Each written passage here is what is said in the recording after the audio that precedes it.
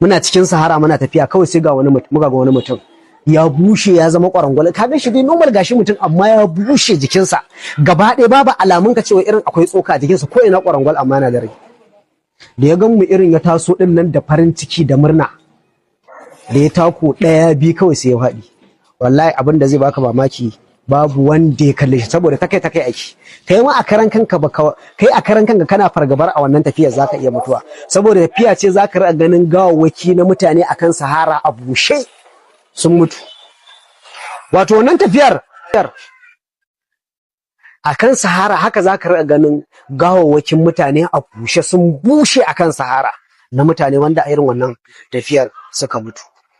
to muna wannan tafiyar bayan mun kai kwana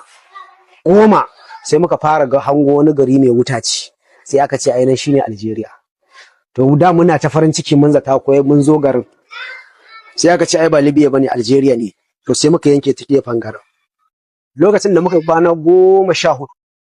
a kwana 12 ne muka fara hango dutsen Libya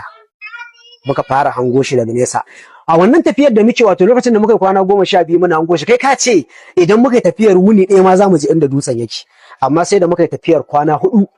kafin mu karasa inda wannan dutsen yake bayan mun karasa gurin wannan dutsen to shi kuma wannan dutsen idan ka je sai ka tsallake shi sannan idan kuka gangara to daga nan ma sai kun kusan wuni ko fin wuni kuna tafiya sannan za ku shiga garin Libya to anan ne mun zo wajen da za mu tsallaka kawai ta mata ta kama dutsen za ta wannan kawai sai ta faɗi sai ta karye a cinya wallahi na gaya maka babu wanda ya kalle ta wai irin ko a taimake ta ko a wajen aka wuce aka rabu da ita saboda ita wannan tafiyar ba a taimako ba maganar taimako idan ciki ɗaya ka fito da kai da mutum uwar ku ɗaya uban ku ɗaya a wannan tafiyar ba a taimako saboda tafiya ce wadda kai a karanka ka kayan rai da tsammani na rayuwa bayan mun shiga garin kwana 14 to babu yadda za a idan ku shiga garin Libya ku shiga garin saboda illegal aka shiga ba za ku shiga garin direct ba dole za ku ɓuye ne a gefen gari sai magariba ta yi za a zo a rika shigar da ku da ɗaya za a rika shiga da ku cikin garin don aka shiga akwai hotel ɗin da za a kama sai akwai hotel ɗin da za ku je ku zauna akalla sai kun yi sati ɗaya a cikin wannan hotel ɗin ana ba ku magunguna ana treating ɗinku dai ana ba ku magunguna da abinci da dai waye ku dawo hayyacinku saboda lokacin da in aka shiga garin nan za a ga mutane inda ka san an kwato su daga yaki duk kibar ka sai ka rame da wannan abubuwan ma da duk suka faru to ba fa anan gizon yake saka ba wato shigan mu garin abin da ya kai mu garin a nan bala'in yake saboda mu ya ce mana za mu je ne kasuwanci yake business ake ashe ba wannan yake a wannan garin damfara mu ba mu sani ba to shi abin da ya dare shi wani balarabe ne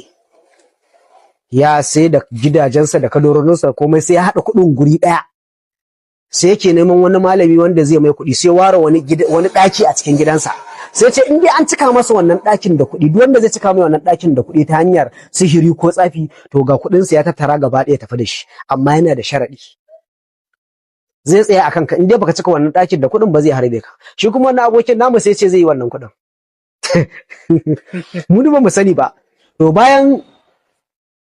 dawowar da bayan ya ce zai yi abin sai ba su lokaci shine sai ya dawo Najeriya da ya dawo Najeriya sai ya haɗa abubuwan da idan ya je zai iya damfarar shi wannan balaraban kuɗin to dawowar da a lokacin sai zo sai wani abu a kwalba a kasuwar kurmi a cikin kwalba yake kamar turare dai kamar chemical dai gashi da su ja da yolo da komai sai tafi da su muna zuwa bayan mun zauna a hotel sai yake bude mana aiki shi ba fa bizin yake ba gafa abin da ya gashi garin da haka mu taya shi mu bashi gudun maya wannan abu to tunda shi ya kai mu ba inda muka sani ba yadda zamu babu yadda muka iya tunda shi ya dauke mu ya kai mu gari shi ya mana kudin mota shi ya kudin hanya ya kai mu ba wanda muka sani shine uwan mu kaga duk abin da yace dole ne to bayan kwana biyu ne ko uku a garin aka sa rana ya sa wannan balarabe rana a matsayin zai je gida ya masa wannan kudin na gaya ma ya ɗebe muka tafi muka rike masa jaka da yake yana da gashi irin ya tara gemu irin ya kai kasan ba kamu bi gemu haka ya tara ya sa irin wannan me yake ce mata rigan nan Pakistan ya sa irin rigan nan Pakistan yayi rawani da komai kan shi zaka ce irin babban show ka gane aka je muka tafi muka mota muka tafi to inda shi zamu je gidan wannan balaraban irin a bakin ruwa yake dole sai kun hau kwale-kwale an tsallaka to muna zuwa bakin ruwa muka tsaya shi kuma wannan balaraban ya turo wanda zai dauke mu ya tafi da mu zuwa gidan da za a yi shi wannan balaraban kuɗi aka dauke mu ana zuwa muka shiga suke magana da balarabe tunda shi yana jin larabci mu kuma kaga ba larabci muke ji ba sababbin zuwa ne